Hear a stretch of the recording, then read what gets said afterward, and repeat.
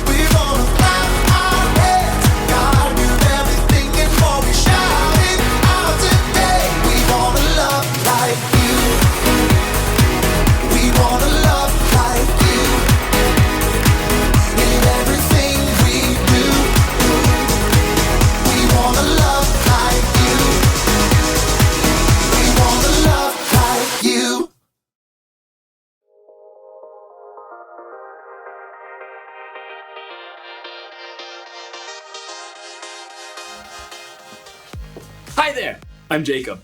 All month long, we've been talking about love. Love is showing others how much they matter to you. But how do you show others how much they matter to you? That, my friends, is a mystery. That sounded scary. But mysteries don't have to be scary. Some of my favorite books are mysteries. They can get really tense and stressful, but there's always that moment in the end when the detective solves the case. You will find the guilty party hiding out in the school. What school, you might ask? Elementary, my dear Watson. I searched all over the neighborhood, Mrs. Jenkins, but I couldn't find your missing parakeet. My bet is he's been in his cage all along, or my name isn't Wikipedia Jones. The item used to chase Madame Lafarge away was none other than the spatula. All that's fine for a book, but it's a little different when you have a mystery in real life. In today's story, we'll hear about Abraham and Sarah and how God told them to leave home. Where would they go? Well, that, my friends, would be a little mystery. Ooh. Too close. Okay. All right. I'll see you guys in a few. The Bible. It's 66 books of history, stories, letters, and poetry that fit together to form God's one big story. The epic adventure of how He created us and loves us so much that He made a way to rescue us. As we travel through the Bible, from Genesis to Revelation, we discover people who met God and found their lives changed forever. Now, for an amazing story, inspired by the book of Genesis, chapters 12 and 15. When Adam and Eve turned away from God and broke the loving rule God had given them, sin had entered the world. People no longer had a perfect relationship with God or each other. I wish you weren't my brother. Their family grew. Tribes and cities began to fill the earth, but almost no one followed God. People looked out for themselves instead of each other. During this time, though, one man did walk faithfully with God. Noah. Yes, God? People have filled the earth with their harmful acts. I'm going to put an end to it. God instructed Noah to build a huge boat. I'm going to bring a flood on this earth, but I'm going to make my covenant with you. God told Noah to bring his family and 2 of each animal aboard the boat so that they would be saved. Then rains came and washed over the earth for 40 days. And when the waters finally receded and new life began to grow again, Noah and his family returned to dry ground. Thank you, Lord. Then God set a rainbow in the sky and promised to never again flood the earth. Noah's family grew, and once more people began to fill the earth. Few of them listened to God, though. They had no room for God's love in their hearts, wishing only to put themselves first. In the midst of all this, God still had a plan to show deep, deep love to people. He chose a man named Abram who lived in the land of Haran with his wife, Sarai. Abram.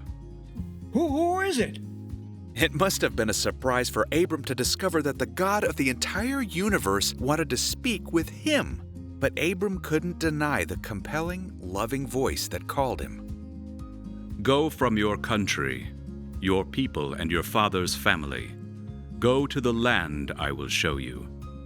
But I'm 75 years old. Why would I leave everything that I know? I will make you a great nation, and I will bless you. I will make your name great. You will be a blessing to others. All nations on earth will be blessed because of you. God wanted to tell a story through Abram's family so that people across all time could see God's love for them. But Abram must have been filled with questions. Sarai and I don't have children yet. We're old. How can we have a large family? What will we do in the new land? How will we live there? God gave no answers, except for God's presence, full of peace and love. All right, God. We'll go. Abram and Sarai, later called Abraham and Sarah, packed up all they had: chests and boxes, platters and blankets, sheep and cattle and goats. Oh, Abram, I hope you know what you've heard. God called us. I can't tell you how, but I know. His voice, it was so full of love. But me have a baby. Just look at my wrinkles. So Abraham and Sarah and their whole household set out on a very long journey. They covered almost 1,000 miles until they reached the land of Canaan. Here, this is it. Maybe so, but I'm still not sure about the baby part. The land opened up before them, wide and rolling. Abram found a tree in Moreh that branched overhead like a sheltering roof. God, we're here. We came all this way. What now? I will give this land to your family who comes after you. Thank you. I just needed to hear that again. Carefully, Abraham piled up stones to form an altar in honor of God. This will stand as a reminder of all that you've promised, Lord. Over the years, Abraham and Sarah made their home in this new land. Abraham made some wise choices and some poor ones, but still, God blessed them with some very good things. I won't say this necklace isn't beautiful, Abraham, but what good is silver and gold if we've got no one to give it to? You know, God promised us a family. Years ago. You really think I can have a child now? I know it seems impossible, but... That night, the Lord appeared to Abraham in a vision. Do not be afraid. I am like a shield to you. I am your very great reward. I know, Lord, but we still don't have any children. When I die, everything you've given us will go to a servant. The Lord led Abraham out of the tent. The night sky stretched overhead. Look up at the sky. Abraham craned his neck to look up. Stars wheeled in the night, vivid points of light. They spun out in layer after layer, reaching into the vast depths of space. Count the stars if you can. Abraham's breath caught in his throat. I can't. No one could. As many stars as filled the sky, that's how many children will be born into your family.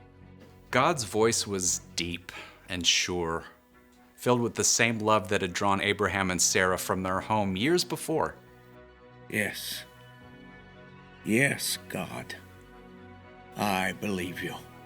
It would still be years to come, but God in love would keep that promise to Abraham and Sarah.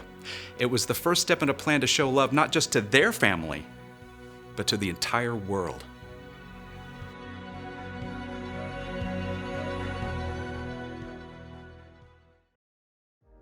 Abraham's life was full of mysteries, but he didn't let that bother him. God told Abraham to leave home, and Abraham went, even though he didn't know what God had in store. God promised Abraham the whole world would be blessed because of his family, and Abraham trusted God, even though he didn't know for sure if the promise would come true. For us living today, God's promise to Abraham is no mystery. We know that it came true because thousands of years after Abraham, one of his family members was born in the town of Bethlehem. Jesus. God always had a plan to show love to the world by sending Jesus. You know what that means? It means God still has a plan to show love to the world. God has a plan to make things right. That's true no matter what's going on in your life or in the world. And you can be a part of that plan by trusting God and sharing God's love with others. You can help solve the case. If you suspect a person needs something, offer to help them. When a neighbor's in need, you can get to work. If someone is in danger, speak up and be on their side. The one thing to remember today is this: God has a plan to show love to the world. It's no mystery. You can trust God no matter what. Well, that's all I have for you this month. We'll be back next month with something brand new. You want to know what it is? Shh. Sorry. It's a mystery. See you next time.